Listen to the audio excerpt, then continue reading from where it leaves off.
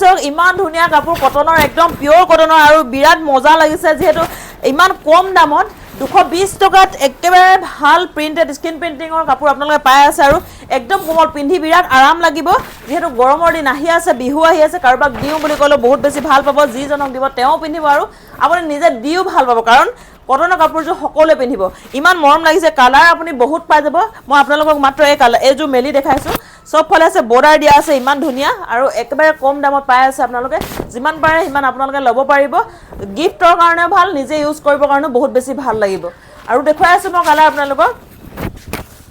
এসব colour available আছে আপুনি যিকোনো কালাৰত যেহেতু গৰমৰ দিনত আমি কটনৰ কাপোৰবোৰ পিন্ধো লাইট কালাৰ হলে ভাল লাগে গতিকে এইবোৰ লাইট কালাৰ বগা আছে গ্ৰে কালাৰ ব্লু কালাৰ এটো ব্লু হয় পিংক গ্ৰীন সব একদম লাইট কালাৰত আছে আৰু কালাৰ আছে আৰু আছে মই আপোনালোকক দেখুৱাই আছো এজো মই আপোনালোকক মেলি দেখুৱাই দিছো খুব ধুনীয়া ইয়াৰ